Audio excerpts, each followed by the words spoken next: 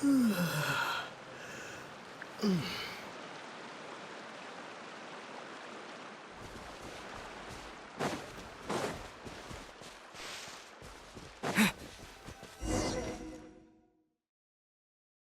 came to Mount Tianeng once with my father as a child. I remember it being such a long climb that I could barely feel my legs by the time we reached the top. Oh, this is quite a trip down memory lane for me. Look at these majestic, towering peaks and the gently flowing streams. It's like setting foot in paradise. No wonder the legend of the divine damsel of devastation is said to have taken place here.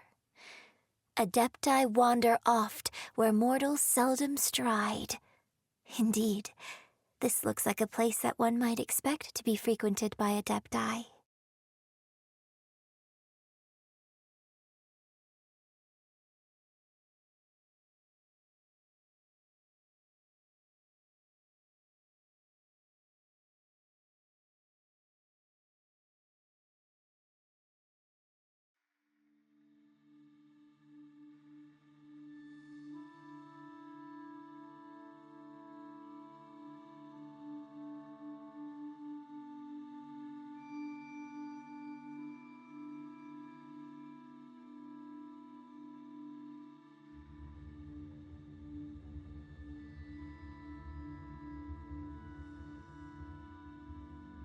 The Divine Damsel of Devastation is your upcoming opera, right? And the story takes place in Mount Tianheng. What's the story about, though? It's the story of a girl becoming a hero. Cool! A hero story? They're Paimon's favorite! The legend first arose in this area. It is said that there used to be a in that village. There was a loving couple who were completely devoted to one another. The wife was out collecting herbs and was captured by the monster. Her husband was so distraught at the news that it broke his spirit and drove him to madness. The vile and vicious monster told the villagers, "If you want to live, you must sacrifice a child to me." What a nasty piece of work! Ugh. Paimon sure hopes this monster gets put in its place! But the monster was so terrible and so strong that all within the village were terrified of it. They had no choice but to give in to the monster's demand. Just while they were discussing whose child would be given over to the monster, a little girl suddenly stood up and came No, don't... Unbeknownst to anybody else, she was concealing an exorcist's blade. She approached the monster's lair, feigning fear and trepidation. When she finally arrived, she courageously drew her sword and entered into a fierce struggle with the monster, from which she eventually emerged as the victor.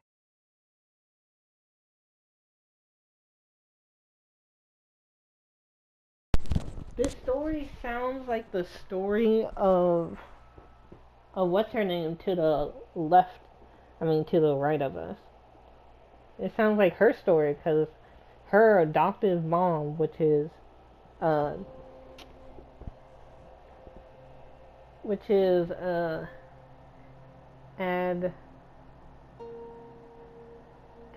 Andence. I forgot what they're called, but she's basically a spirit. She's not human. Her adoptive mom found her fighting a monster. She said, a wrath of a god. And so it was probably a godlike entity. Like the spirit of a dying god or something like that. Her extraordinary abilities drew the attention of the Adepti, and they took her as one of their own. Yes, it's her! Her became the stuff of legends. They're talking about her. But alas, the paths of mortals and Adepti seldom cross, and she would never again re-enter the mortal world. They're talking about her. It was her. She also has this weird curse. She has this weird, like, bloodlust that forever grows. And I think it's tied to the reason why she's so strong. Even as a child, she had, like, this weird bloodlust. like she just wants to kill everything. But you know, her mother put the Deptis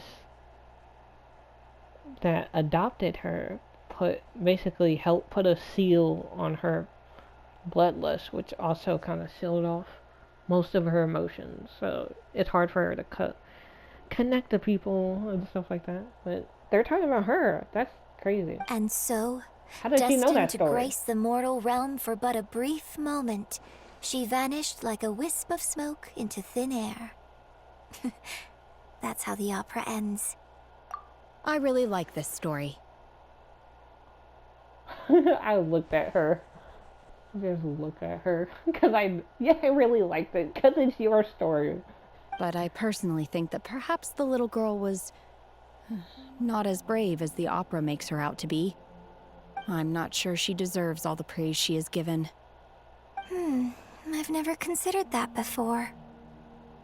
Opera is always an interpretation of the events it purports to portray. A certain degree of deviation from the truth is always inevitable. I hate opera. Opera's trash. I used to sing opera when I was young. I was good at it too. I hate opera so much. I was good at it too. I hate it though. Bro.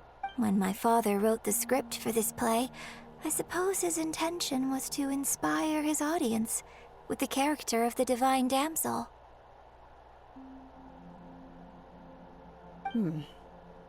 I think it's a great story. The ideal story. Well, it sure inspired Paimon! Let's go get ourselves some Star Splinter Iron! Yeah! And there's the little girl who's the hero.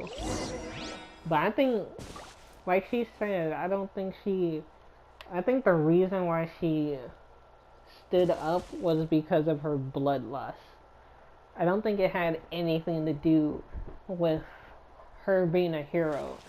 Because of, for some reason, she was born with this bloodlust curse that just makes her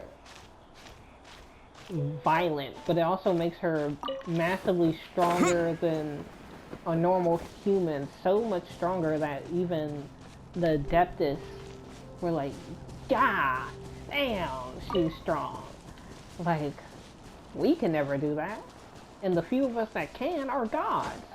So, like, she's really strong. Like,